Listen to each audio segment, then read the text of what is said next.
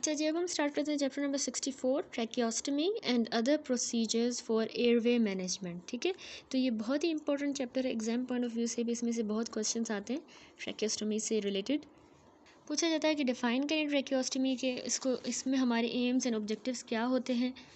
ट्रैकियोस्टमी की टाइप्स भी पूछी जाती हैं। इसके अलावा इसमें ऑपरेटिव कॉम्प्लिकेशंस कौन सी होंगी, और कभी कभार ये भी पूछा जाता है कि सिर्फ नाम जो है मेंशन करें for the procedure for immediate airway management. ठीक है, उनके नेम्स। तो सबसे पहले जो है ट्रैकियोस्टमी को हम डिफाइन कर लेते हैं कि tracheostomy is making an opening in the anterior wall of trachea and converting it into a stoma on the skin surface. ठीक है, असल में हमारा जो ट्रैकिया की जो एंटीरियर वॉल होती है, देखिए यहाँ पे देखिए ट्रैकिया की जो एंटीरियर वॉल है उस पर हमने ओपनिंग बना देनी होती है, एंटीरियर वॉल ऑफ ट्रैकिया, और फिर इसको हमने एक स्टोमा के अंदर कन्वर्ट कर दिया ऑन द स्किन सरफेस। ठीक है, स्टोमा का मतलब होता है एक किस्म की हमने आर्टिफिशियल ओपनिंग बना दी है स्किन सरफेस पे, उसको कहते हैं स्टोमा। तो अब कह रहा है कभी कभार जो है ये टर्म ट्रैकियोस्टमी जो है इसको हम इंटरचेंजेबली भी यूज़ करते हैं, लेकिन मतलब ट्रैकियोस्टमी की जगह पे ट्रैकियोटोमी लफ्ज़ हम यूज़ करते हैं इंटरचेंजेबली, ट्रैकियोटोमी। लेकिन इसका जो मतलब है, इसका मतलब है कि हम ट्रैकिया को ओपन करें। ट्रैकियोटोमी का वैसे ये मतलब होता है ओपनिंग द ट्रैकिया, और ये असल में ट्रैकियोस्टोमी में ही एक स्टेप होता है कि ट्रैकिया को ओपन किया जाए, यानी ट्रैकियोस्टोमी में एक स्टेप आता है विच इज़ ट्रैकियोटोमी। ठीक हो गया, होप से समझ आ गया होगा। तो अब ट्रैकियोस्टमी के फंक्शन क्या होते हैं, ये हम क्यों बनाते हैं। असल में सबसे पहले नंबर 1 ये अल्टरनेटिव पाथवे होता है ब्रीदिंग का, यानी ब्रीदिंग के लिए हमने देखिए ट्रैकिया में एक अल्टरनेटिव पाथवे बाहर से बना दिया है कि पेशेंट ब्रीथ करे। इससे क्या होगा कि अगर यहाँ पे एयरवे में कोई भी अगर ऑब्स्ट्रक्शन है, ठीक है, अपर एयरवे में हमारे लिप्स से लेके ट्रैकियोस्टोम जो ये लगा है यहाँ तक अगर पाथवे में कोई भी ऑब्स्ट्रक्शन है तो उसके लिए फिर कैसे जाएगी एयर, तो इसलिए हमने बाहर से अल्टरनेटिव ब्रीदिंग का पाथवे बना दिया है। नंबर 2, इससे एल्वियोलर वेंटिलेशन जो है ना वो इम्प्रूव होती है। अब देखिए जो रेस्पिरेटरी इंसफिशिएंसी वाला केस होता है तो उसमें एल्वियोलर जो वेंटिलेशन है उसको हम इम्प्रूव करते हैं कैसे, by decreasing the dead space by 30% to 50%। अच्छा, डेड स्पेस क्या था, हमारा वो हिस्सा जो रिजर्व होता है उसमें एयर का, लेकिन वो मतलब ब्लड में परफ्यूजन में रोल प्ले नहीं करता, सिर्फ उसमें एयर जाती है एल्वेलाई में, उस स्पेस को हम डेड स्पेस कहते हैं। तो वो वाला हिस्सा हमने 30% से 50% कम करना होता है। ठीक है, डेड स्पेस का नॉर्मल वो हमारी 150 ml होती है। दूसरा, reducing the resistance to air flow. ठीक है, एल्वियोलर वेंटिलेशन और कैसे इंप्रूव होगी, बाय रिड्यूसिंग द रेजिस्टेंस। अगर एयर फ्लो को कोई भी अगर रेजिस्टेंस है तो वो अगर हम रिमूव कर लें, उसको रिड्यूस करें, तो एल्विलाई की वेंटिलेशन अच्छी होगी। ठीक हो गया, तो ये हम रेस्पिरेटरी इंसफिशिएंसी में करते हैं। तीसरा क्या इसका फंक्शन है ट्रैकियोस्टमी का, इससे हमारे जो प्रोटेक्शन भी हो रही है एयरवे के। देखिए ये हमने यहाँ पे कफ लगा दिया है, इसको कफ ट्यूब को यूज़ करने से जो हमारा ट्रैकियो ब्रोंकाइल ट्री है वो एस्पायरेशन से महफूज हो जाएगा। ठीक है, हम जो भी खाते हैं ना वो एस्पायरेट अगर हो जाए तो उस एस्पायरेट नहीं हो पाएगा क्योंकि यहाँ पे कफ लगा दिया है। ठीक है, जो भी, या फिर अगर फेरेंजल सिक्रीशंस होती हैं जैसे बल्बर पैरालिसिस में या कोमा में फेरेंजल सिक्रीशन पेशेंट एस्पायरेट करता है तो उसमें भी हेल्पफुल रहेगा। ब्लड जैसे हो गया, अगर फेरिंग्स में कोई हेमरेज हो गई है या लैरिंग्स में या मैक्सिलोफेशियल इंजरीज हो गई हैं तो उनसे ब्लड भी तो आ सकता है, एस्पायरेट हो सकता है, तो उसमें ये कफ जो है हमें फ़ायदा देगा। तो ट्रैकियोस्टमी से जो फेरिंग्स लैरिंग्स ये जो है इनको भी हम पैक कर सकते हैं और ब्लीडिंग को भी कंट्रोल कर सकते हैं इस ट्रैकियोस्टमी के थ्रू। ठीक हो गया। चौथा फंक्शन होता है कि इससे हमारी जो ट्रैकियो ब्रोंकाइल सिक्रीशंस हैं उसको ये परमिट करेगा, उनके रिमूवल को परमिट करेगा। देखिए जब भी पेशेंट जो है खांस नहीं सकता, जिस तरह हमें पता है कोमा का पेशेंट जो है कफ नहीं कर पाता, या अगर किसी को हेड इंजरी हो गई है या रेस्पिरेटरी पैरालिसिस, या फिर अगर पेशेंट जब खांसे लेकिन उसकी जो खांसी है कफ जो है वो पेनफुल हो, जिस तरह अगर चेस्ट इंजरी है या अपर एब्डोमेन का ऑपरेशन हुआ होता है तो उसमें भी खांसने से तकलीफ़ होती है, पेन होता है। तो इस तरह के सिचुएशंस में जो ट्रैकियो ब्रोंकाइल एयरवे होता है इसको क्लीन रखा जा सकता है from the secretions by repeated suction through the tracheostomy. ये जो ट्रैकियोस्टमी की है इसके थ्रू हम बार बार सक्शन करके और इसको एयरवे को क्लीन रखेंगे। ठीक है, तो इसीलिए थस हमें फिर रिपीटेड ब्रोंकोस्कोपी की ज़रूरत नहीं पड़ेगी कि हम ब्रोंकोस्कोप लगाएं और उसको क्लियर करें, उससे हम बच जाएंगे, और इंट्यूबेशन की भी ज़रूरत नहीं पड़ेगी, हमने ट्रैकियोस्टमी से ही इसका हल कर लिया है। ठीक है, क्योंकि वो ब्रोंकोस्कोपी और इंट्यूबेशन वगैरह उसके लिए एक्सपर्टाइज भी चाहिए होते हैं और वो ट्रॉमेटिक भी होता है, इससे बेहतर है कि ट्रैकियोस्टमी ज़्यादा अच्छी है। ठीक हो गया, तो ये हमने ट्रैकियो ब्रोंकाइल सिक्रीशन के रिमूवल को भी ये परमिट करता है। ट्रैकियोस्टमी। दूसरा फ़ायदा इसका फंक्शन है कि ये इंटरमिटेंट पॉजिटिव प्रेशर रेस्पायरेशन दे रहा होता है। देखिए, अगर हमारी जो इंटरमिटेंट पॉजिटिव प्रेशर रेस्पायरेशन हमें पेशेंट के लिए 72 आवर्स से ज़्यादा के लिए चाहिए, ठीक है। वैसे हमारी नॉर्मल रेस्पायरेशन तो नेगेटिव प्रेशर के थ्रू होती है ना, हमने पूरी फिजियोलॉजी पढ़ी हुई है फर्स्ट ईयर सेकंड ईयर में। तो अब ये तो हम पॉजिटिव प्रेशर के थ्रू उसको रेस्पायरेशन दे रहे हैं, और अगर ये 72 आवर्स से ज़्यादा के लिए चाहिए तो फिर ट्रैकियोस्टमी सुपीरियर होती है बनस्पत इंट्यूबेशन के। इंट्यूबेशन पता है ना आपको, ओरल या फिर नेज़ल ट्यूब से एंडोट्रेकियल ट्यूब पास करवाते हैं और उसके थ्रू फिर वो रेस्पायरेशन ली जाती है, तो उससे बेहतर है कि ट्रैकियोस्टमी की जाए। इसके अलावा सिक्स फंक्शन है कि एनेस्थीसिया देने के लिए उन केसेस में जहाँ पे एंडोट्रेकियल इंट्यूबेशन मुश्किल होती है या इम्पॉसिबल होती है। क्यों? क्योंकि या तो लैरिंग्स में कोई ऐसी लैरिंजो फेरेंजियल ग्रोथ हो गई है, या पेशेंट को ट्रिस्मस है, उसमें जॉ ओपन नहीं हो पा रहा, तो इस तरह के केसेस में हम कैसे ट्यूब पास करवाएंगे, तो उसमें भी हम ट्रैकियोस्टमी को प्रेफर करते हैं। दिए हो गए इसके सारे फंक्शन। अब पास्ट में क्वेश्चन आया है ट्रैकियोस्टमी की इंडिकेशंस क्या हैं, ये आपने अच्छी तरह से याद रखना है। 3 मेन इंडिकेशंस होती हैं। एक तो अगर पेशेंट को रेस्पिरेटरी ऑब्स्ट्रक्शन है कोई भी, तो हम ये ट्रैकियोस्टमी करते हैं। तीसरा, अगर कोई अंदर सिक्रीशंस रिटेन हो रही हैं तो उनको क्लीन करने के लिए, सक वगैरह करने के लिए हम ट्रैकियोस्टमी करेंगे। एंड थर्ड, अगर उसको रेस्पिरेटरी इनसफिशेंसी है, जिस तरह हमने कहा कि डेड स्पेस का वॉल्यूम हम रिड्यूस करेंगे, तो रेस्पिरेटरी इनसफिशेंसी में भी वो ट्रैकियोस्टमी हेल्पफुल है। तो 64.1 जो टेबल यहाँ पे बना हुआ है, इसमें सारी इंडिकेशन है ट्रैकियोस्टमी की। एग्जाम में भी आपने यही टेबल जो है पूरा लिखना है, ठीक है। 3 जो मेन इंडिकेशन है वो है respiratory obstruction, retained secretion and respiratory insufficiency. उनके फर्दर डिफरेंट कॉजेज़ हैं। तो रेस्पिरेटरी ऑब्स्ट्रक्शन क्यों हुई है कि हम ट्रैकियोस्टमी करें, तो रेस्पिरेटरी ऑब्स्ट्रक्शन सबसे पहले इन्फेक्शन की वजह से हो सकती है। उसमें आपने याद रखना है कि अक्यूट लेरिंजोट्रैकियोब्रोंकाइटिस, अक्यूट एपिग्लोटाइटिस या डिफ्थेरिया ऑब्स्ट्रक्ट करवा रहा है, ठीक है। या फिर उसमें लडविग एंजाइना की वजह से पेरिटॉन्सिलर एब्सेस, रेट्रोफेरेंजियल या पैराफेरेंजियल एब्सेस, या इवन टंग में भी अगर एब्सेस हो गई है तो वो भी ऑब्स्ट्रक्ट करेगा और एयर हमारी लंग्स तक पहुंच नहीं पाएगी, ठीक है। ट्रॉमा की वजह से भी तो रेस्पिरेटरी ऑब्स्ट्रक्शन होती है, अगर लैरिंग्स को या ट्रैकिया को एक्सटर्नल इंजरी हो गई हो, या एंडोस्कोपीज के थ्रू ट्रॉमा हमने कर दिया हो, ठीक है। इन्फेंट्स में स्पेशली और बच्चों में हो जाता है एंडोस्कोपी ट्रॉमा। और इसके अलावा अगर मैंडिबल या मैक्सिलोफेशियल इंजरीज हो गई हों तो वो भी ऑब्स्ट्रक्शन करवाती है, तो उसमें भी हमारी इंडिकेशन होती है ट्रैकियोस्टमी। नियोप्लाज्म्स में भी ऑब्स्ट्रक्शन हो सकती है अगर लैरिंग्स में फॉरेन बॉडी आ जाए। इसके अलावा लैरिंग्स का एडिमा हो जाए स्टीम की वजह से, इरिटेंट फ्यूम्स या गैसेस की वजह से, इवन एलर्जी से भी तो एडिमा होता है, जिसको एंजियोन्यूरोटिक या ड्रग सेंसिटिविटी कहेंगे। रेडिएशन से भी लैरिंग्स का एडिमा होता है। एडिमा हो जाएगा तो ऑब्स्ट्रक्शन होगी, तो हम ट्रैकियोस्टमी करेंगे। इसके अलावा बायलेटरल एबडक्टर पैरालिसिस, एबडक्शन हो नहीं रही, पैरालाइज हो गए तो एडक्टेड पोजीशन में रहेगा तो ग्लोटिस बंद होगा, तो उसमें भी हम ट्रैकियोस्टमी करेंगे। इसके अलावा कंजेनाइटल एनामलीज में अगर लैरिंजियल वेब है, सिस्ट या ट्रैकियो एसोफेजियल फिस्ट्यूला उसमें, और बायलेटरल कोनल एट्रेजिया हो गया हो, तो उसमें भी हम ट्रैकियोस्टमी करेंगे बिकॉज उसमें रेस्पिरेटरी ऑब्स्ट्रक्शन हो गई है। उसके बाद कुछ कॉजेज़ आते हैं रिटेन्ड सिक्रीशंस के। क्यों सिक्रीशंस रिटेन कर रही है? या तो पेशेंट खांस नहीं पा रहा, इनेबिलिटी टू कफ, अब उसकी भी फर्दर वजूहत हैं क्यों वो खांस नहीं पा रहा, या तो वो कोमा में चला गया किसी भी कॉज की वजह से, जैसे हेड इंजरी की वजह से, सेरेब्रोवास्कुलर एक्सीडेंट, नारकोटिक ओवरडोज, ठीक है, इसकी वजह से कोमा में। इसके अलावा या तो उसके रेस्पिरेटरी मसल्स की पैरालिसिस हो गई है, जैसे फॉर एग्जांपल उसको स्पाइनल इंजरीज हों, पोलियो, गुलियन बारे सिंड्रोम, मायस्थेनिया ग्रेविस, ठीक है। तो ये मसल्स अगर पैरालाइज हो जाए तो उससे भी वो खांस नहीं पाएगा। इसके अलावा अगर रेस्पिरेटरी मसल्स का स्पाज़म हो गया हो, टेटनस, इक्लेम्शिया या स्ट्राइकनिन पॉइजनिंग, तो सिक्रीशंस रिटेन रहेंगी क्योंकि इनेबिलिटी टू कफ हो गई है। इसके अलावा सिक्रीशन तब भी रिटेन रहती है जब पेनफुल कफ हो लेकिन पेनफुल हो तो उसमें भी। इसके अलावा जब फेरेंजियल सिक्रीशन पेशेंट एस्पायरेट कर ले। थर्ड होता है हमारे ट्रैकियोस्टोमी की इंडिकेशन रेस्पिरेटरी इनसफिशेंसी। अब रेस्पिरेटरी इनसफिशेंसी असल में जो क्रोनिक लंग कंडीशंस होती है ना, जैसे emphysema, chronic bronchitis, bronchiectasis, atelectasis, इनमें हो जाती है, तो उनमें हम ट्रैकियोस्टमी करते हैं। और कंडीशंस जो ए एंड बी में गिवन है वही जो है रेस्पिरेटरी इनसफिशेंसी का कॉज बनती है, ठीक है, ये दोनों A and B, that's it. उसके बाद कह रहा है कि टाइप्स ऑफ ट्रैकियोस्टमी, इस पे भी एग्जाम में क्वेश्चन आया है कि टाइप्स कौन सी होती हैं ट्रैकियोस्टमी की। एक होता है इमरजेंसी ट्रैकियोस्टमी, इलेक्टिव या ट्रैंक्विल ट्रैकियोस्टमी, परमानेंट ट्रैकियोस्टमी, परकुटेनियस डायलेशनल ट्रैकियोस्टमी, मिनी ट्रैकियोस्टमी जिसको क्रिकोथायरोडोटोमी कहते हैं। सबको डिटेल में देखेंगे। अच्छा, सबसे पहला है इमरजेंसी ट्रैकियोस्टमी।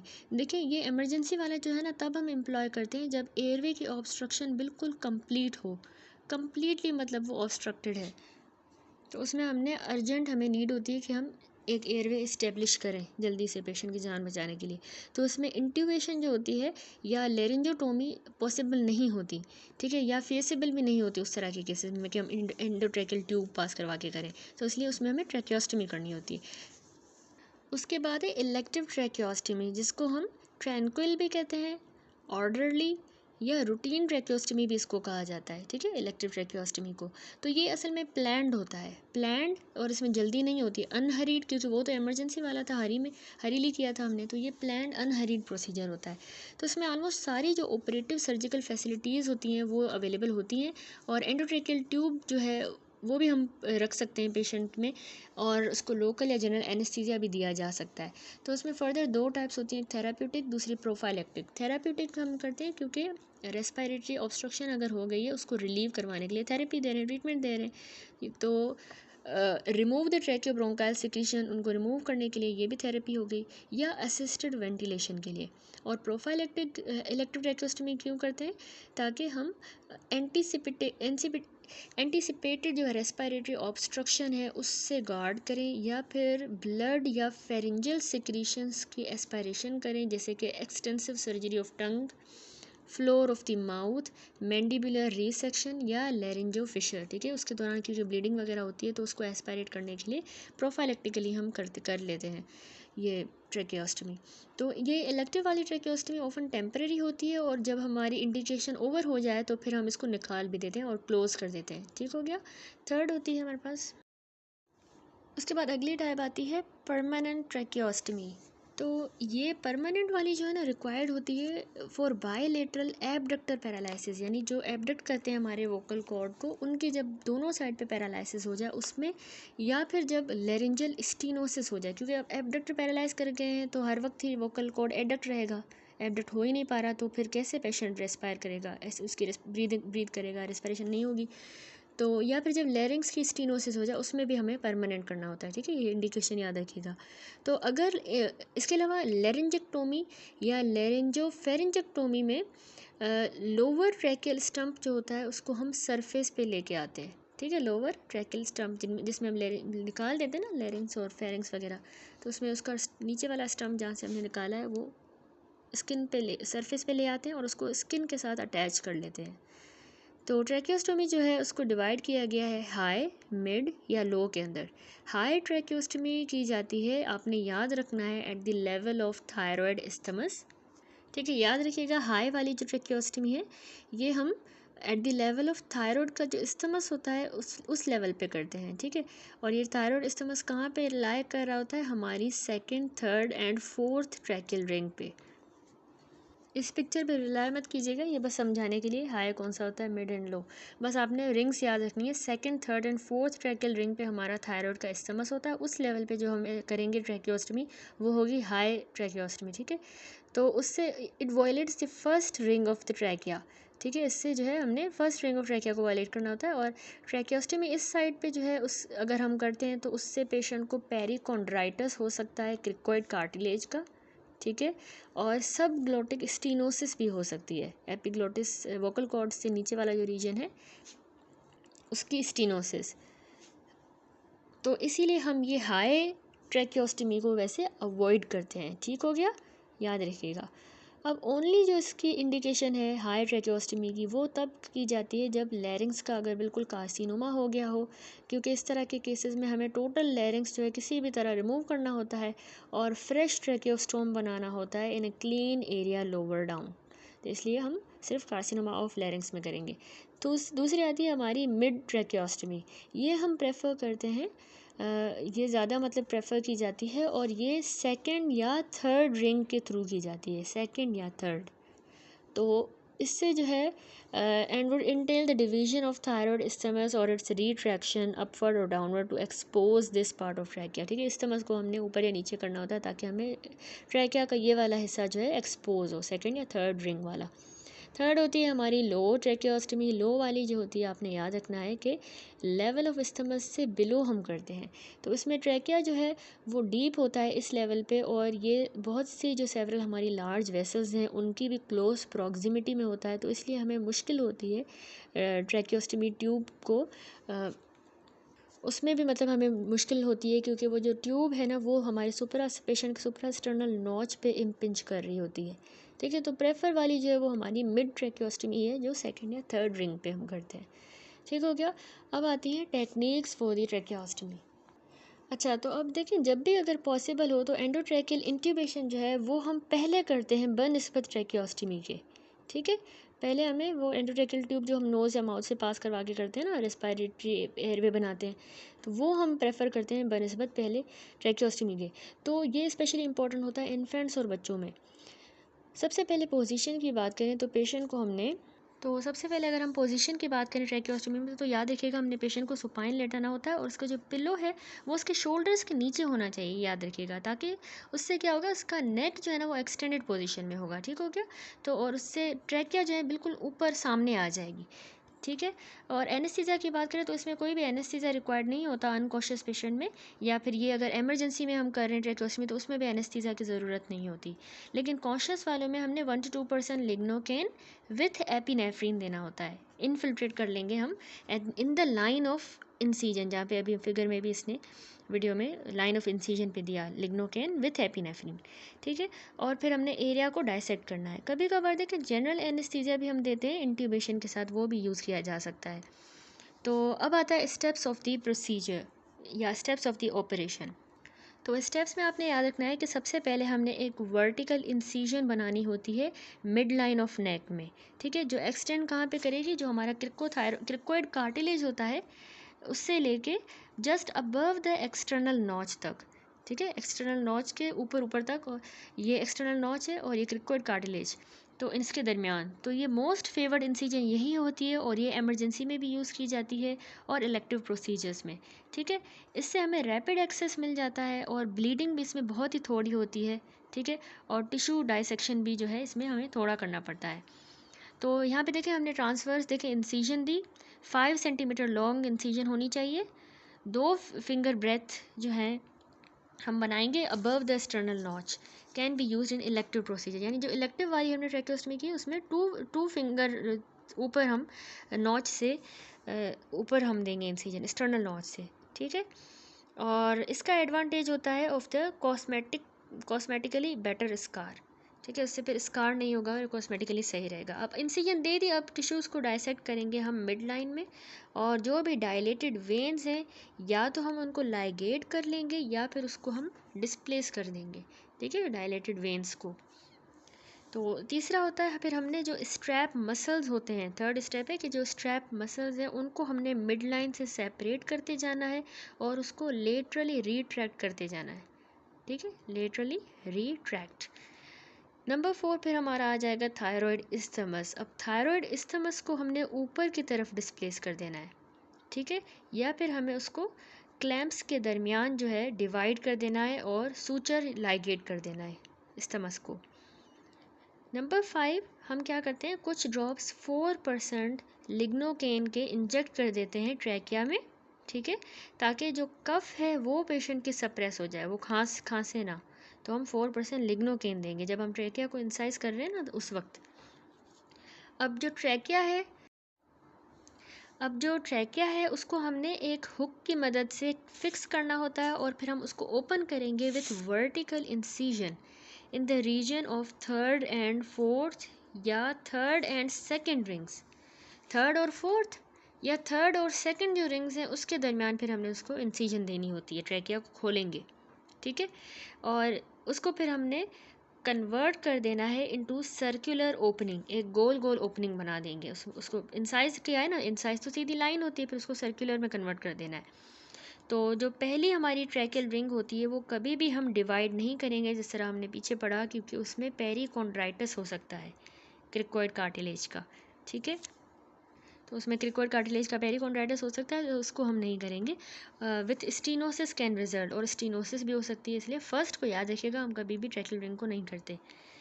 और फिर है नंबर 7 स्टेप के ट्रेकियोस्टमी ट्यूब जो होती है वो हमने फिर एप्रोप्रिएट साइज़ की इंसर्ट करनी होती है, ठीक है, और उसको टेप्स की मदद से फिर सिक्योर कर लेते हैं। Different types and sizes tracheostomy tubes के आजकल अवेलेबल होते हैं, ठीक है। तो नंबर 8 प्रोसीजर होता है, ये देखिए अभी ट्रैकिया को इंसाइज कर रहा है वीडियो में। तो उसके बाद क्या होगा कि स्किन की इंसिजन जो होती है उसको हमें सूचर नहीं करना होता या पैक टाइटली नहीं करेंगे, क्योंकि उससे फिर सबकुटेनियस एम्फाइसीमा की डेवलपमेंट हो सकती है, ठीक है। ये कर रहा है ट्रैकिया को इंसाइज, ये हो गई ट्रैकिया इंसाइज। फिर इसको होल में कन्वर्ट करेगा, फर्स्ट वाली को कभी भी नहीं करेंगे, ठीक है। अब ट्यूब रख देगा। अच्छा, मैं बता रही थी कि स्किन के इंसिजन को कभी भी हमने सूचर नहीं करना होता या पैक टाइटली नहीं करना होता। क्यों नहीं करना था? क्योंकि उससे सबकुटेनियस एम्फाइसीमा हो सकती है। फिर है कि gauze dressing, gauze last step है कि गॉज ड्रेसिंग हमने प्लेस करनी होती है between the skin and flange of the tube around the stoma, ठीक है, स्टोमा के अराउंड। ये हो गया यहाँ पे कंप्लीट, और ये दैट्स इट, गॉज ड्रेसिंग रख देनी होती है हमने। ठीक हो गया, सारे स्टेप्स हमने इसके डिस्कस कर लिए कि किस तरह से ट्रैकियोस्टमी ऑपरेशन परफॉर्म किया जाता है। यहाँ पर जो ये फिगर बना हुआ है इसमें देखिए स्किन इंसिजन दी जा रही है ट्रैकियोस्टमी में, वर्टिकल मिड लाइन इंसिजन है, या फिर हम यूँ ये ट्रांसवर्स इंसिजन भी दे सकते हैं। यहाँ पे जो है मिड ट्रैकियोस्टमी की गई है, थायराइड इस्थमस को डिवाइड कर दिया है और लाइगेट कर दिया है, ठीक है। देखिए डिवाइड करके यहाँ पे लाइगेट कर दिया, यहाँ पे लाइगेट कर दिया। अब आ जाता है हमारे पास ट्रैकियोस्टमी इन इन्फेंट्स एंड चिल्ड्रन, ठीक है। इन्फेंट्स में और चिल्ड्रंस में हमें किस तरह ट्रैकियोस्टमी करनी है, ये बहुत इंपॉर्टेंट है। जो कंडीशन, इंपॉर्टेंट कंडीशन जो रिक्वायर करती हैं ट्रैकियोस्टमी इस वाले एज ग्रुप में यानी इन्फेंट्स और चिल्ड्रन में, वो यहाँ पे गिवन है। देखिए अगर बच्चा 1 साल से इन्फेंट है, जो 1 ईयर ऑफ एज से बिलो है, तो मोस्टली उनमें कोई ना कोई कंजेनाइटल लेजन होती है, उसके लिए ट्रैकियोस्टमी करते हैं। जैसे उनको सब ग्लोटिक हेमेंजोमा हो सकता है, सब ग्लोटिक स्टीनोसिस है, तो रेस्पायरेशन कैसे करे, ब्रीथ नहीं कर पाएगा, laryngeal cyst, glottic web, bilateral vocal cord paralysis. इसी तरह बच्चों में, चिल्ड्रन में मोस्टली ना इन्फ्लामेटरी या ट्रोमेटिक लेशंस होती हैं, जैसे acute laryngotracheobronchitis, epiglottitis, diphtheria, laryngeal oedema हो गई हो केमिकल थर्मल या इंजरी की वजह से, केमिकल या थर्मल इंजरी, कोई एक्सटर्नली लेरिंजल ट्रॉमा हुआ हो, प्रोलॉन्ग्ड इंट्यूबेशन, ठीक है। इंट्यूबेशन ज़्यादा टाइम के लिए करनी होती है ना, तो फिर हम इंट्यूबेशन नहीं करेंगे, फिर हमने ट्रैकियोस्टमी करनी होती है अगर ज़्यादा टाइम के लिए चाहिए। इसके अलावा जुवेनाइल लेरिंजल पेपिलोमेटोसिस में भी हम चिल्ड्रन में करते हैं ट्रैकियोस्टमी। तो देखिए कह रहा है great care and caution is required when doing tracheostomy in infants and children. Care करनी होगी बहुत ज़्यादा children, lest it is attended with complication that are avoidable, क्योंकि उनमें इस तरह की कॉम्प्लिकेशन हो जाती हैं जो अवॉइड की भी जा सकती हैं, तो बहुत केयर करनी होगी। तो सबसे पहले नंबर 1, ट्रैकिया जो होता है इन्फेंट्स का और बच्चों का, वो याद रखिएगा, हमने पढ़ा था नरम सा होता है और आसानी से कंप्रेस हो जाता है, और उसकी आइडेंटिफिकेशन भी मुश्किल हो जाती है, और सर्जन जो है ना ईजीली उसको डिस्प्लेस कर लेता है एंड गो डीप या लेटरल टू इट। यानी यहाँ पे ट्रैकिया पड़ा था, इतना नरम सा था और आसानी से कंप्रेस हो रहा था कि वो डिस्प्लेस हो गया, और डॉक्टर जो है, सर्जन जो है, वो उसने इसको डिस्प्लेस कर दिया, उसको मिला ही नहीं और वो डीप चला गया इसके, या उसके लेटरली यहाँ पे चला गया, ठीक है। तो यहाँ पे अगर चला जाएगा तो ज़ाहिर सी बात है रिकरेंट लेरिंजल नर्व जो है वो इंजर हो सकती है, या इवन उस बच्चे की कैरोटिड इंजर हो सकती है। तो इसीलिए ये हमेशा यूज़फुल होता है कि एंडोट्रेकियल ट्यूब या फिर ब्रोंकोस्कोप हम ट्रैकिया में इंसर्ट करते हैं बिफोर ऑपरेशन, ठीक है। बच्चों में तभी हमने ये पीछे पॉइंट पढ़ी थी ना कि बच्चों में हम क्यों प्रेफर करते हैं एंडोट्रेकियल ट्यूब या ब्रोंकोस्कोप, क्योंकि उनका ये डिस्प्लेस हो सकता है, मिल नहीं पाता हमें, इसलिए तो हमें हमेशा पहले ट्रैकियोस्टमी से पहले एंडोट्रेकियल ट्यूब बच्चों को लगानी होती है, या ब्रोंकोस्कोपी, ठीक है, ब्रोंकोस्कोप इंसर्ट करना होता है, ठीक है। बच्चों, इन्फेंट्स में और चिल्ड्रन में जो ट्रैकियोस्टमी है वो हम अंडर जनरल एनेस्थीसिया दे के करते हैं, पूरा बेहोश करके उनको। Number 2, during positioning do not extend the neck too much as this pull the structures from the chest into the neck, ठीक है। चेस्ट वाले स्ट्रक्चर्स ऊपर नेक में आ सकते हैं, बहुत ज़्यादा पिलो जो है शोल्डर्स के नीचे रख के बहुत ज़्यादा एक्सटेंड नहीं करना, और इससे जो है प्लूरा को इंजरी हो सकती है, लंग्स वाले चेस्ट वाले कंटेंट आ रहा है ना, और इग्नोमिनेट वेसल्स इंजर हो सकती है, थाइमस भी हो सकता है, या फिर ट्रैकियोस्टमी ओपनिंग जो है वो हम बहुत ही नीचे बना देंगे गलती से, यानी सुप्रास्टर्नल नोच के बिल्कुल करीब हो जाएगी, तो इस तरह भी नहीं करना, तो पोजीशनिंग बहुत ज़रूरी है।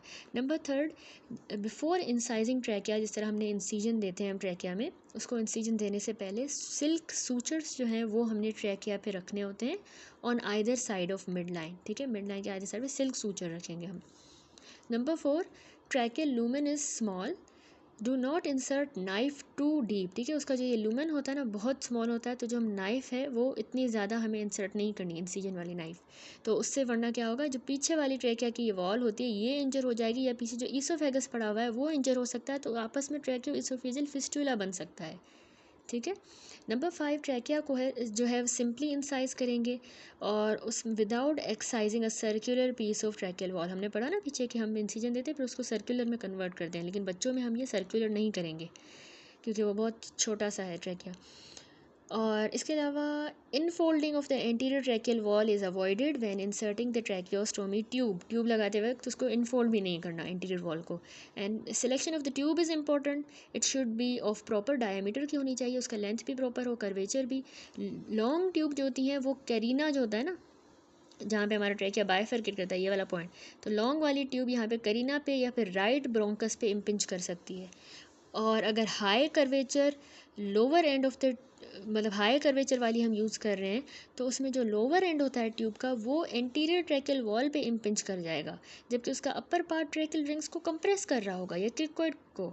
तो इसलिए ट्यूब की सिलेक्शन बहुत इंपॉर्टेंट होती है कि सही साइज़ हो, कैलिबर भी सही, मतलब डायमीटर भी सही हो, लेंथ भी सही हो, कर्वेचर भी ट्यूब का सही हो।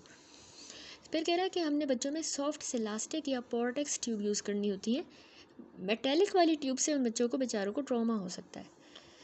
इसके अलावा कह रहा है पोस्ट ऑपरेटिव एक्सरे हम करवाएंगे नेक का भी, मतलब ऑपरेशन के बाद नेक और चेस्ट का, ताकि हम ट्रैकियोस्टमी ट्यूब की पोजीशन को एसरटेन कर सकें। That's it. उसके बाद है पोस्ट ऑपरेटिव केयर, यानी हमने ट्रैकियोस्टमी कर ली है उसके बाद हमने क्या केयर देनी है पेशेंट को। तो सबसे पहले है कांस्टेंट सुपरविजन। देखिए जब भी ट्रैकियोस्टमी हो गई उसके बाद हमने पेशेंट को लाजमी कॉन्स्टेंटली उसको सुपरवाइज़ करना होता है कि उसको ब्लीडिंग तो नहीं हो रही या डिस्प्लेसमेंट या ब्लॉकिंग तो नहीं हो गई ट्यूब की। इसके अलावा सिक्रीशंस का रिमूवल भी बहुत ज़रूरी होता है, ठीक है। तो नर्स या जो पेशेंट का रिलेटिव होता है वही उसका अटेंडेंस होगा, और पेशेंट जो है उसको हम बेल या फिर एक पेपर पैड दे देंगे और पेंसिल दे देंगे कि वो कम्युनिकेट करे, क्योंकि आपको पता है कि ट्रैकियोस्टमी में पेशेंट जो है बात नहीं कर पाता, ठीक है, क्योंकि उसमें एयर जो है उसमें से निकल रही है ट्रैकियोस्टोम से, तो वो बोल नहीं पाएगा। Number two, suction.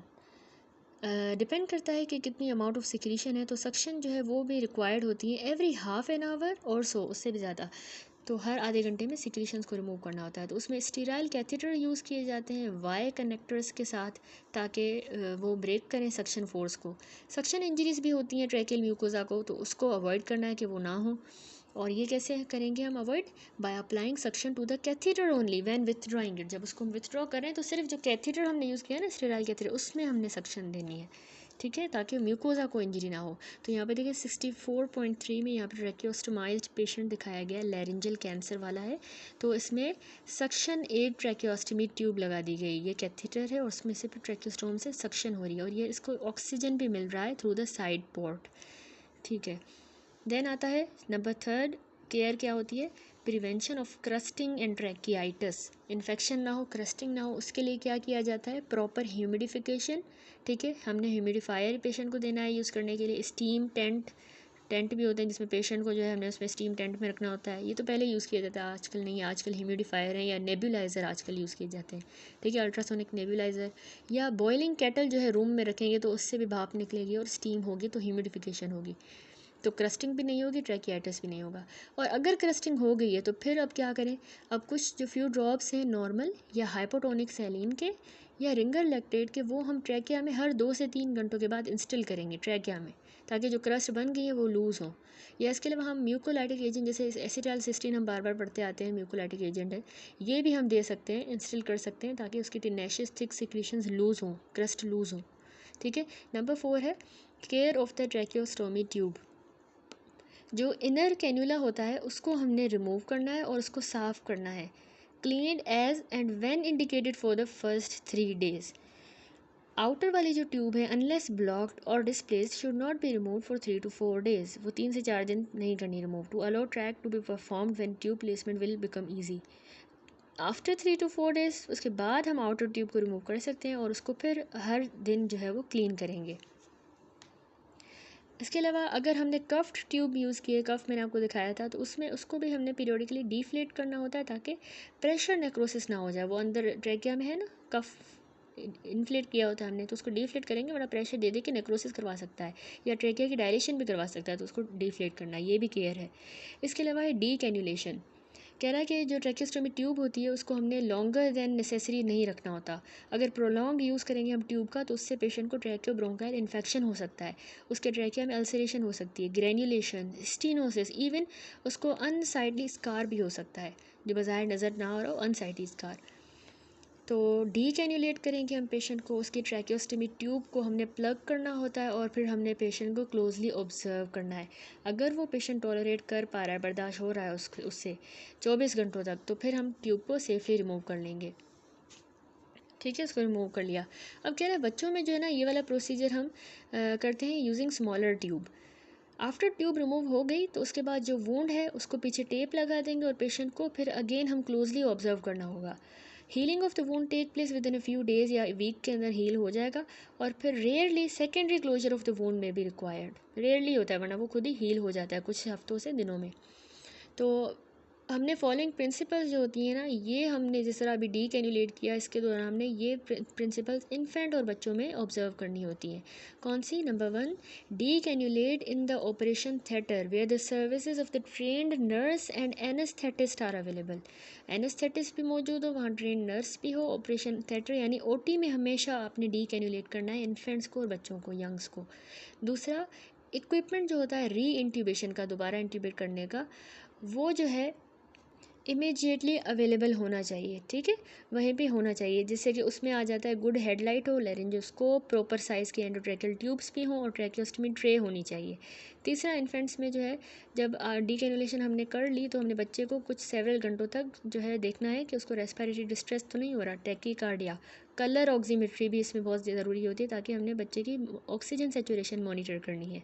ठीक है, तो it may require the blood gas determination when attempted decannulation are not successful नहीं रहा तो फिर हम उसका कॉज देखेंगे कि क्यों नहीं हुआ successful. It may be the persistence of condition for which the tracheostomy was done, यानी जिस मसले के लिए ट्रैकियोस्टोमी की थी वो मसला अभी तक रह रहा है, तभी उसकी जो है डीकैनुलेशन सक्सेसफुल नहीं हुई।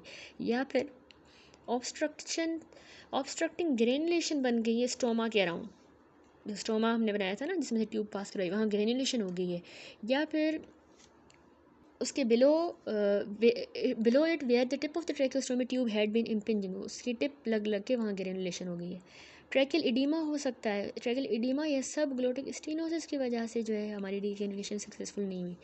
या incurving of the tracheal wall at the site of tracheostome, tracheomalacia, psychological dependence on the tracheostomy and inability to tolerate the resistance of the upper airways, उसकी इतनी डिपेंडेंसी हो गई है पेशेंट को कि अब जो हमने इसको रिमूव किया तो उसकी वो डिपेंड हो गया था और अब अपर एयरवेज पे रिलाई नहीं कर पा रहा, बर्दाश्त ही नहीं कर पा रहा अपर एयरवे की रेजिस्टेंस को, और उसकी साइकोलॉजिकल डिपेंडेंस हो गई है ट्यूब के ऊपर, ट्रैकियोस्टमी के ऊपर। ठीक है, तो ये डिफरेंट वजूहात हैं। तो कह रहा है अ केस ऑफ डिफ़िकल्ट डीकैनुलेशन में रिक्वायर एंडोस्कोपिक एग्जामिनेशन ऑफ लैरिंग्स। ठीक है, हम एंडोस्कोपी के थ्रू लैरिंग्स को, ट्रैकिया और ब्रोंकाई को एग्जामिन करेंगे। कब? अगर डिफ़िकल्ट डीकैनुलेशन वाला हमारे पास केस आया है तो प्रेफरेबली ये हम मैग्नीफिकेशन के थ्रू करते हैं यूजिंग टेलीस्कोप या फिर फ्लेक्सिबल एंडोस्कोप।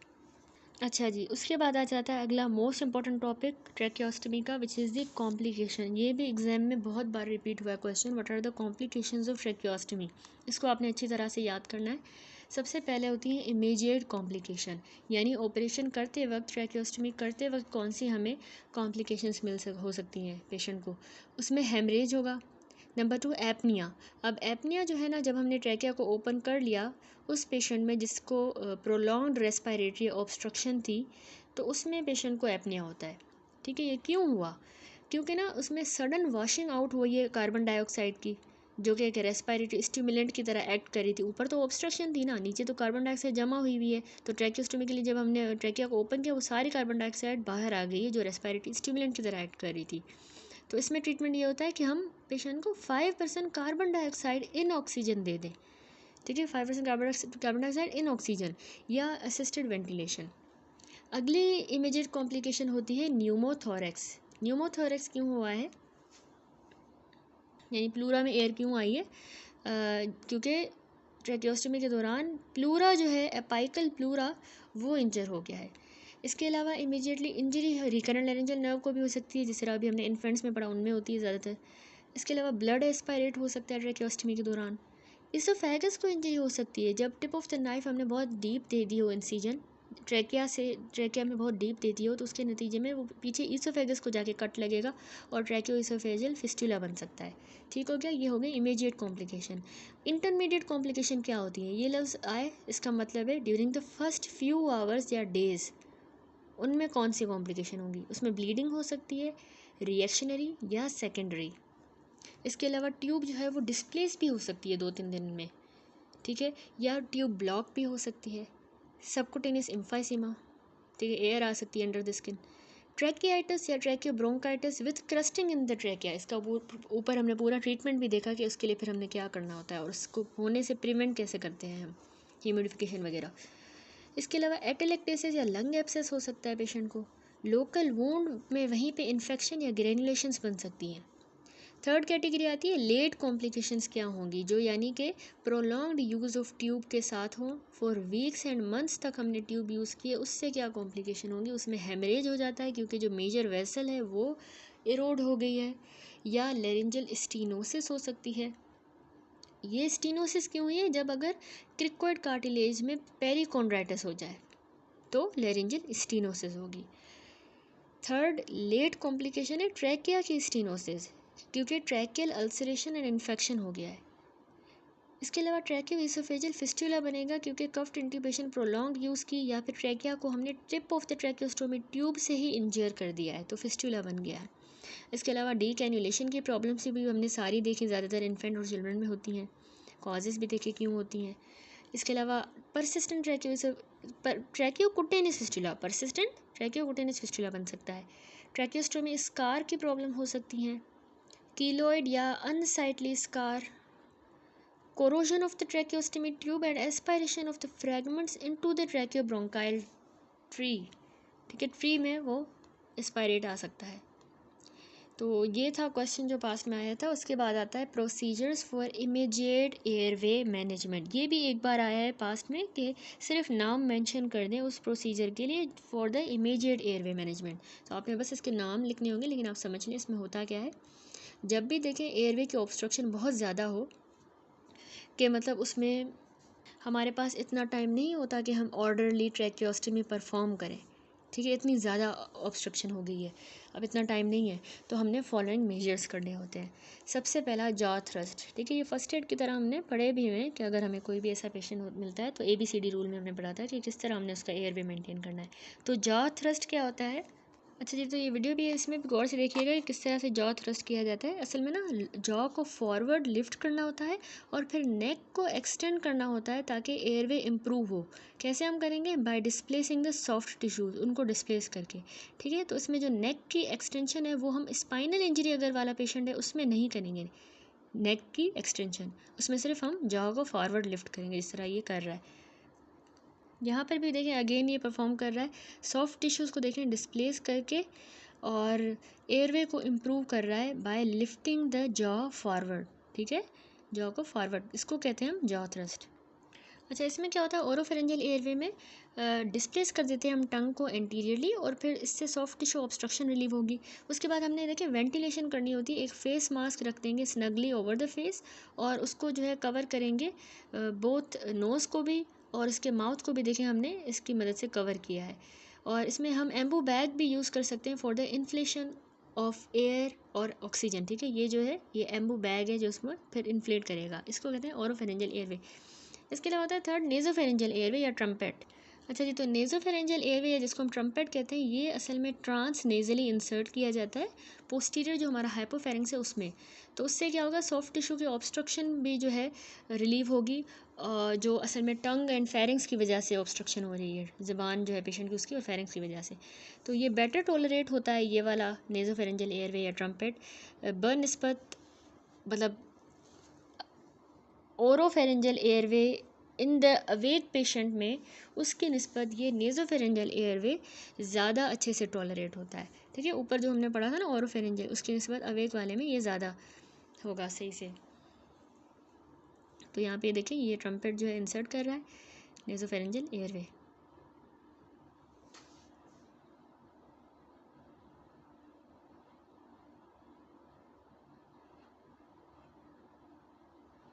इससे मतलब पोस्टीरियर हाइपोफेरिंक्स में गया और इससे सॉफ्ट टिश्यू ऑब्स्ट्रक्शन रिलीव हो जाएगी। उसके बाद आ जाता है लेरिंजल मास्क एयरवे। ठीक है, असल में ये एक डिवाइस होती है जिसमें ट्यूब भी होती है और एक ट्रायंगुलर डिस्टल इसका एंड होता है जो कि फिट होगा ओवर द लेरिंजल इनलेट। ठीक है, लेरिंजल इनलेट पे इसका डिस्टल एंड फिट होगा, जो ये है इसका डिस्टल एंड है। ठीक है, इस तरह की ये ट्यूब होती है लेरिंजल मास्क एयरवे। तो इसमें ऑक्सीजन हम डिलीवर करते हैं directly into the trachea, trachea में डायरेक्टली ऑक्सीजन जाएगी। दो मोस्ट कॉमनली ये हम नॉन एमरजेंट जो एयरवे कंट्रोल है, एमरजेंसी में नहीं जो होता उसमें हम करते हैं, लेकिन ये हम अल्टरनेटिव की तरह भी यूज़ कर सकते हैं जो स्टैंडर्ड मास्क वेंटिलेशन है उसकी जगह पे, अगर इनएडिक्वेट एंड इंट्यूबेशन अनसक्सेसफुल है तो उस तरह के केसेस में। ठीक है, अल्टरनेट की तरह हम यूज़ कर सकते हैं। तो इस फिगर में ये दिखा रहा है कि किस तरह से लेरेंजल मास्क एयरवे जो है यूज़ किया जाता है डायरेक्टली, मतलब इसमें से ऑक्सीजन जो है डिलीवर होगी।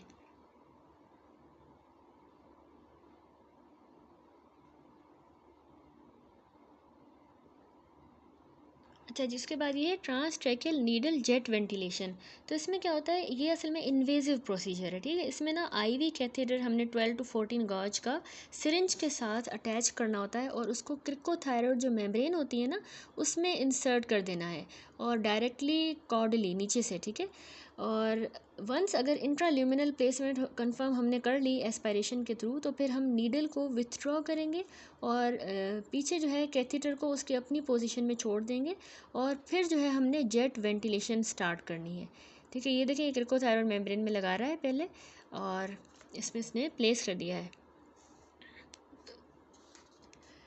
तो याद रखिएगा ये थिन इंडिविजुअल्स जिनमें ट्रैकिया आसानी से हम पाल्पेट कर सकते हैं उनमें किया जा सकता है, और कैथेटर जो है वो हम आसानी से इंसर्ट उनमें कर सकते हैं।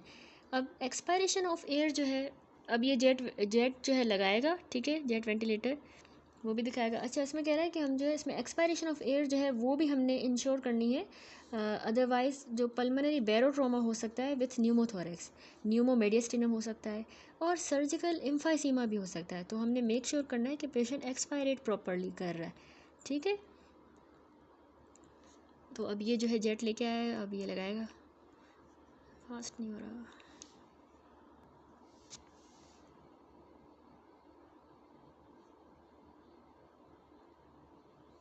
सिरिंज के साथ देखिए अटैच करना होता है, जिस तरह मैंने आपको एक्सप्लेन किया। 12 to 14 गॉज वाला ये कैथेटर था और फिर जो है क्रिकोथायरॉयड मेम्ब्रेन के थ्रू और जेट वेंटिलेशन स्टार्ट कर दी। ठीक है, उसके बाद आता है एंडोट्रैकियल इंट्यूबेशन। अब ये भी एक प्रोसीजर है, मोस्ट रैपिड मेथड होता है। इसमें ना लैरिंग्स को हम पहले लैरिंजोस्कोप की मदद से देखेंगे, विजुअलाइज करेंगे और एंडोट्रैकियल ट्यूब जो है या फिर ब्रोंकोस्कोप जो है वो इंसर्ट कर देंगे। इसमें कोई भी एनेस्थीसिया देने की ज़रूरत नहीं होती और इससे हरीड ट्रैकियोस्टोमी जो हम इमरजेंसी में जल्दी में करते हैं वो भी नहीं करनी पड़ रही, जिसमें कॉम्प्लिकेशन ज़्यादा होती हैं। ठीक है, ये पहले हम लैरिंग्स को पूरा देख रहे हैं, ये ब्रोंकोस्कोप या उसकी मदद से एंडोट्रैकियल ट्यूब की मदद से विजुअलाइज करें और फिर ये लगाया। ठीक है, तो इसके अलावा जब हमने इंट्यूबेशन कर ली तो फिर इसमें हम ऑर्डरली ट्रैकियोस्टोमी बाद में परफॉर्म कर सकते हैं, जिस तरह हमने चिल्ड्रन एंड इन्फेंट में भी बोला था कि बाद में फिर हम ट्रैकियोस्टोमी भी कर सकते हैं। ये हो गया एंडोट्रैकियल इंट्यूबेशन। अच्छा जी, उसके बाद आता है हमारे पास क्रिकोथायरोटोमी। देखिए ये जो प्रोसीजर है ये होता है for opening the airway through the cricothyroid membrane से हमने ओपन किया। पेशेंट को जो है उसका हेड और उसका नेक हमने पहले एक्सटेंड किया और जो लोअर बॉर्डर होता है थायरॉयड कार्टिलेज का और क्रिकोइड रिंग का उसको आइडेंटिफाई कर लिया। ठीक है, यहाँ पे आपने देखा ना लोअर बॉर्डर क्रिकोइड कार्टिलेज का थायरॉयड का उसने आइडेंटिफाई किया और क्रिकोइड रिंग को आइडेंटिफाई किया। तो स्किन जो होती है ना इस एरिया में हमने इंसिजन दी वर्टिकली और फिर जो है क्रिकोथायरॉयड मेम्ब्रेन को कट किया ट्रांसफर्स इंसिजन दे के। और ये जो स्पेस है ये हम खोल भी रख सकते हैं ओपन भी रख सकते हैं with a small tracheostomy tube की मदद से या फिर हम हैंडल ऑफ नाइफ की मदद से इंसर्ट करके और उसको राइट एंगल पे टर्न करेंगे अगर ये ट्यूब अवेलेबल नहीं है। ठीक है, यहाँ पे भी ये परफॉर्म कर रहा है। तो अगर ट्यूब अवेलेबल नहीं है तो उसको नाइफ़ की मदद से राइट एंगल पे मोड़ के और उसको खोल के रख सकते हैं। तो ये एसेंशियल होता है to perform an orderly tracheostomy as soon as possible. क्यों? क्योंकि पेरिकॉन्ड्राइटिस हो सकता है या सब ग्लोटिक इडीमा हो सकती है, लेरिंजल स्टीनोसिस भी हो सकती है। ठीक है, फॉलोइंग द प्रोलॉन्ग्ड लेरिंजोटोमी। अगर लेरिंजोटोमी हमने ये इसको लेरिंजोटोमी भी कहते हैं, क्रिकोथायरोटोमी या मिनी ट्रैकियोस्टमी। तो जल्द इसके करने के जल्द से जल्द बाद हमने करनी होती है ट्रैकियोस्टमी, वरना ये इस तरह के इन्फेक्शन हो सकते हैं, perichondritis, subglottic oedema and laryngeal stenosis. ठीक है, तो ये मिनी जो ट्रैकियोस्टमी है ये इमरजेंसी प्रोसीजर होता है to buy time to allow patient to be carry to operation theatre. ठीक है, जब तक वो वहाँ जाए तो इसलिए हम जल्दी में मिनी ट्रैकियोस्टमी करते हैं। कमर्शियल जो इमरजेंसी किट्स आजकल अवेलेबल होती हैं इसके लिए, और ये एक इलेक्टिव प्रोसीजर है और ये हम करते हैं to clear the bronchial secretion following the thoracic surgery. अगर थोरेसिक सर्जरी हुई हो तो फिर हमने ब्रोंकाइल सिक्रीशन क्लियर करनी है ना, उसके लिए ये हम करते हैं। ठीक है, यहाँ पर यही परफॉर्म किया जा रहा है। ये हमने लगा दी ट्यूब, दैट्स इट। ठीक हो गया। अच्छा जी, उसके बाद यही इसमें ही है नीडल क्रिकोथायरॉयड नीडल पंचर। अच्छा, उसके बाद है क्रिकोथायरॉयड नीडल पंचर। तो ये भी एक प्रोसीजर होता है जिसमें लार्ज बोर का आईवी कैथेटर जो है वो हम इंट्रोड्यूस करवाते हैं क्रिकोथायरॉयड मेम्ब्रेन के थ्रू। ठीक है, और ये एक इमरजेंसी प्रोसीजर होता है, only emergency procedure till patient can be intubated या ट्रैकियोस्टोमाइज्ड। ठीक है, जब तक कि उसकी ट्रैकियोस्टमी करें या इंट्यूबेशन करें तो उससे पहले हम ये क्रिकोथायरॉयड नीडल पंचर करते हैं इमरजेंसी में। ठीक है, और ये प्रोसीजर जो है ना एडिक्वेट वेंटिलेशन वैसे प्रोवाइड नहीं करता।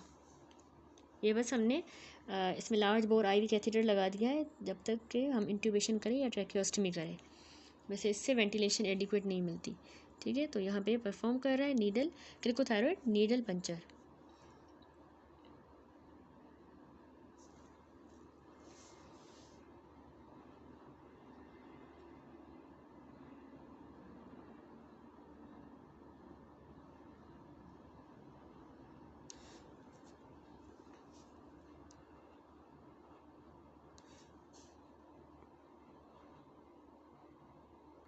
अच्छा जी, उसके बाद है लास्ट इमरजेंसी ट्रैकियोस्टमी। तो टेक्निक जो है इमरजेंसी ट्रैकियोस्टमी की वो फॉलो होती है कि मतलब पेशेंट का नेक एक्सटेंडेड हो, ट्रैकिया आइडेंटिफाई कर लिया और फिक्स कर लिया between the surgeons left thumb और इंडेक्स फिंगर्स की मदद से भी। तो वर्टिकल इंसिजन देनी होती है from the lower border of the thyroid and suprasternal notch cutting through the skin and subcutaneous tissue. Lower border जो क्रिकोइड कार्टिलेज का है उसको आइडेंटिफाई कर लिया और फिर ट्रांसफर्स इंसिजन दे दी प्री ट्रैकियल फेशा में। फिर थायरॉयड इस्टमस हमने पढ़ा था कि उसको हमने डायसेक्ट करना है down to expose the upper 3 tracheal rings हमने एक्सपोज कर ली। फिर जो है उसमें वर्टिकल ट्रैकियल इंसिजन देनी होगी सेकेंड और थर्ड रिंग्स के दरमियान। फिर हमने उसको ओपन कर देना है हीमोस्टेट की मदद से और फिर ट्यूब लगा देनी है। ठीक हो गया। ब्लीडिंग को भी हम कंट्रोल करेंगे बाय पैकिंग विथ गॉज की मदद से पैक करके ब्लीडिंग को कंट्रोल कर लिया। अब इमरजेंसी ट्रैकियोस्टमी जो ये की जा रही है वीडियो में भी ये एक स्ट्रगलिंग पेशेंट्स पे जिसमें इनएडिक्वेट लाइटनिंग हो और सक्शन एंड इंस्ट्रूमेंट्स भी फ्रॉट हों विथ मैनी कॉम्प्लिकेशंस। तो अगर पॉसिबल है तो हमें एंडोट्रैकियल ट्यूब जो है वो हमने रखनी होती है for a more orderly procedure to be carried out. देखिए इसके निस्बत हमें एंडोट्रैकियल ट्यूब अगर हम रखें तो वो ज़्यादा सही है, ऑर्डरली प्रोसीजर है। ठीक हो गया।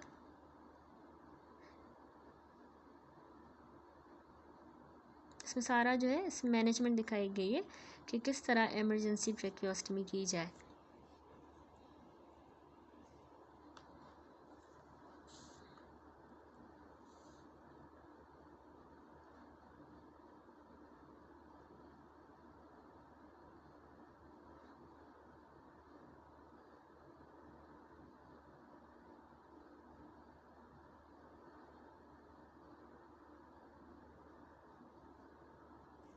अच्छा जी, अब इस चैप्टर का लास्ट टॉपिक रह गया परकुटेनियस डायलेशनल ट्रैकियोस्टमी।